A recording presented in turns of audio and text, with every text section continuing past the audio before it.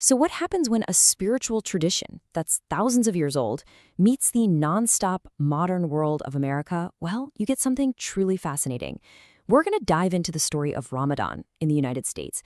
It's this incredible tapestry of faith, culture, and community all woven together.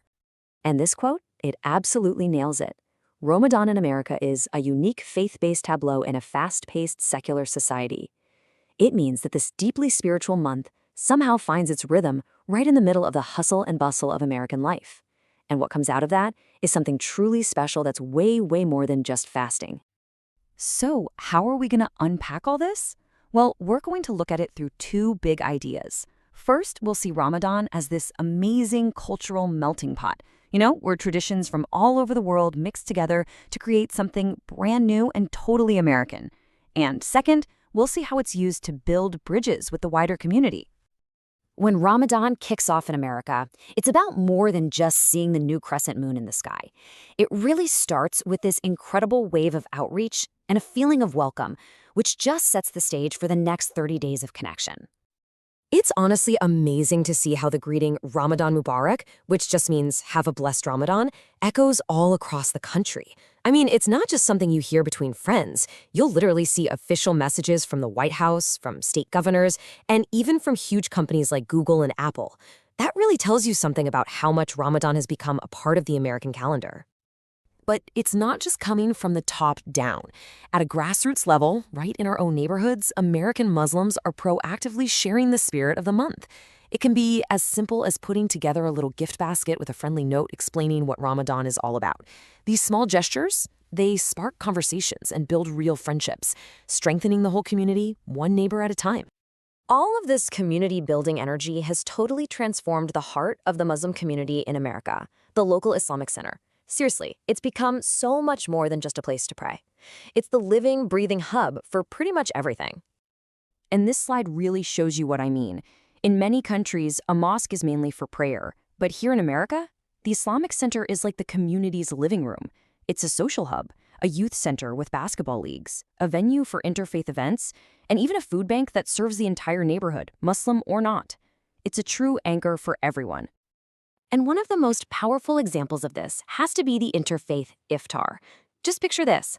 A priest, a rabbi, and the local mayor are all sitting down together inside a mosque, sharing a meal as the sun sets.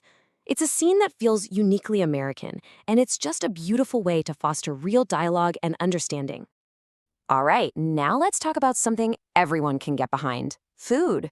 The iftar, which is the meals that breaks the fast each evening, becomes this incredible culinary journey that perfectly mirrors the diversity of the American Muslim community. I mean, just look at this table. You've got the classic aromatic kabsa from Saudi Arabia and delicious couscous from Morocco. But sitting right next to them, you might find something totally new, like halal tacos or even a Ramadan pizza. It's the perfect metaphor on a plate for the American Muslim experience. A delicious mix of cherished traditions and creative modern twists. And here's a fun little detail that shows just how deep these American roots go. Traditionally, Muslims break their fast with dates. Well, here in the US, odds are those are delicious medjool dates grown right in California. It's a small thing, sure, but it says so much about how this ancient tradition has found a home here. So we've talked about the community, we've talked about the food, but what's it actually like for an individual? How do you manage the spiritual focus of Ramadan with the reality of a 9-to-5 American job? This is just brilliant. This t-shirt slogan, Fast and Furious, the Ramadan version, is the perfect example of how younger American Muslims are blending pop culture with their identity. It's funny, it's clever, and it's a super confident way of saying, I'm 100% American and 100% Muslim.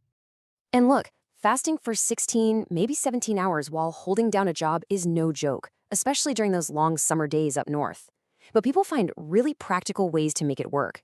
They might use religious accommodation laws to adjust their hours or lean into modern trends like working from home. It's a masterclass in making faith and modern work life fit together. As Ramadan starts to wind down, the energy shifts to two big things: a final push of charitable giving, and then the massive excitement for the grand finale, the festival of Eid al-Fitr. The generosity during this month is just immense. We are talking about millions upon millions of dollars being raised. And that money goes everywhere, from international aid to local American food banks that help everyone in the community, no questions asked. It's really putting the Islamic value of caring for your neighbor into action. And then it's Eid, and in America, the celebration is often huge. Think about it. Prayers held in massive convention centers or even sports stadiums to fit everyone. And afterward, it turns into this giant carnival-style festival with bouncy castles, tons of food trucks, and games.